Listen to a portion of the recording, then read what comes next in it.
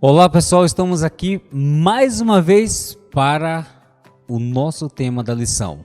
Mas antes do tema da lição, não se esqueçam de se inscrever no nosso canal e de curtir os nossos vídeos.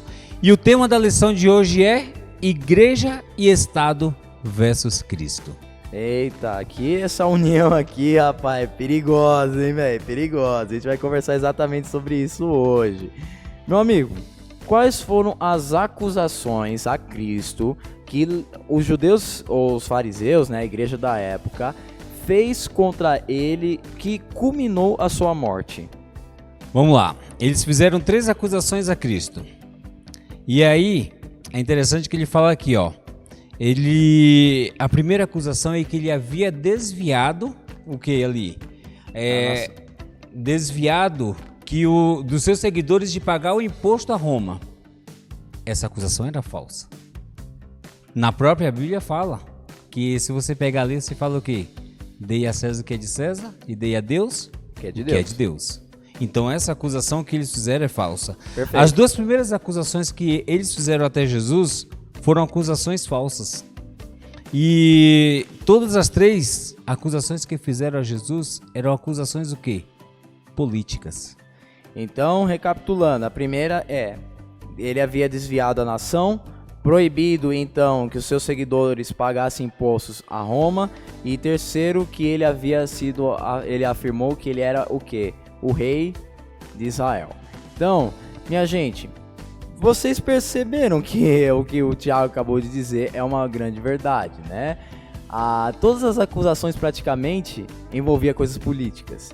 Olha só, então, a religião com a política, minha gente, é coisa importante, tá? Tem que ficar ligado aí. E gostaria de estar perguntando para você, a lição conta um pouquinho sobre a história de Pilatos, que foi o líder político quando Jesus estava sendo crucificado. E o que a história dele, então, tem a ver com o perigo entre a união entre a igreja e o Estado? Qual que é o perigo disso tudo? Comente para o pessoal. Vamos lá, Pilatos. Pilatos, ele teve ali nas suas mãos a missão de julgar a Jesus. E o que Pilatos encontrou para acusar Jesus? Isso Absolutamente nada. Os judeus até aparentemente Levaram acusações. levaram essas acusações. Eles levaram que essas falamos. acusações ali. Mas Pilatos ele não encontrou nada para acusar Jesus. Uhum. Então, eles, ali naquele movimento todo, os judeus traziam as acusações, os fariseus, né? Eles trouxeram as acusações. Primeiro foi aquela de falar, nossa, Jesus falou que os discípulos deles não devem pagar imposto. E aí, todo mundo, mas calma aí, Jesus, ele mostrou, até dando um exemplo, que deveria ser pago o imposto. Ok. E aí, por último, eles vão ali e falam que Jesus afirmava que ele era o rei, o próprio filho de Deus. E agora? E nessa que eles estavam corretos. Ele falou mesmo. Ele falou mesmo. E Pilatos, ele procurou ali a encontrar alguma forma, mas ele não encontrou nada para acusar a Jesus. Ele não encontrou nada ali que ele pudesse falar assim, olha, Jesus, ele É inocente. é inocente. Só que aí entrou o perigo, porque ele não podia falar que Jesus também era inocente, porque tinha uma questão política. Se ele falasse que Jesus era inocente, aí ele ia ficar ruim com as pessoas que levaram Cristo até ele para ser acusado. Sim. Então ele precisava fazer um equilíbrio. E aí o que ele fez? Lavou as suas mãos. E aí? Mas mesmo assim, condenou a Jesus. Mesmo assim, ele preferiu condenar a Jesus. Então, minha gente, olha só. Pilatos, ele era a potência, né, política da época, certo?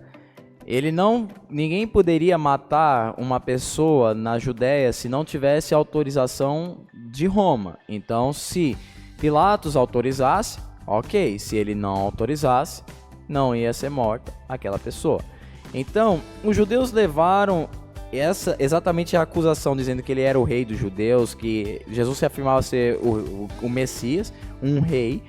E ao chegar lá, ele viu que Jesus não tinha nada que ameaçasse o império dele. Aí o pessoal ali começou a fazer, Mas ó, tá vendo? Ele falou que vai ser o rei dos judeus. E se ele criar uma revolta contra você, contra Roma? Ah, se você não julgar ele, o povo vai continuar aí a descrer nas crenças de Moisés, não sei o que. Aí virou uma bola de neve, cara. Vixe, aí a cabeça dele bagunçou. E infelizmente ele acabou tomando a atitude que você citou, de lavar as mãos, dizendo que não tinha nada a ver com aquilo, mas ele tinha a ver, porque foi uma autorização dele, e Jesus acabou sendo morto posteriormente.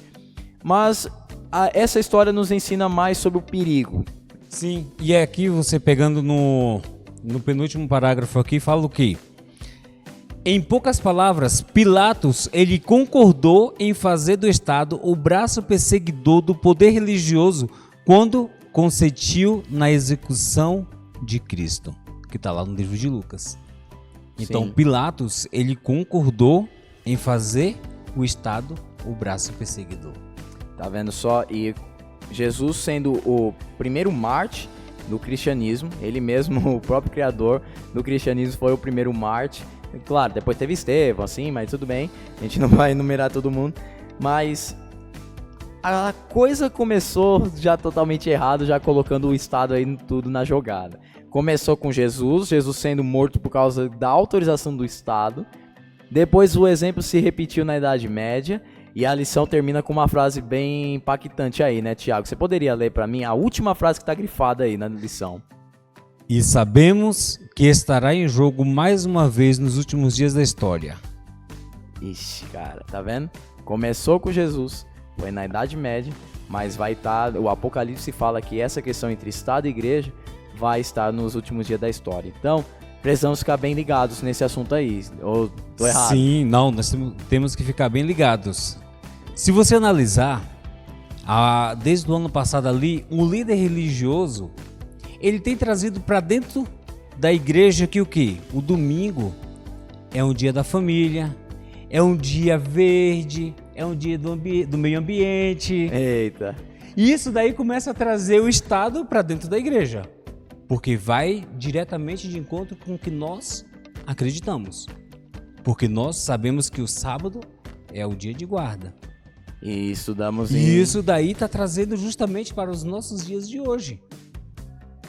E o Estado, mais uma vez, assim na época de Cristo, está trazendo as suas coisas para dentro da igreja. vai interferir nas Vai decisões. interferir nas decisões. Então, minha gente, fica ligado aí, porque esse assunto aqui que estudamos, Igreja e Estado versus Cristo, é bem pesado. Então, quer dizer aqui que a Igreja e o Estado, meu amigo, não estavam do lado de Cristo. Se você entender esse título aqui, dá para se perceber que eles estão do lado contra Cristo. Eles estavam juntos, mas fora de Cristo. Então, amanhã estaremos estudando mais esse assunto e convido você a estar aqui ligados no canal Projeto Online com Deus. Então tamo junto e até mais.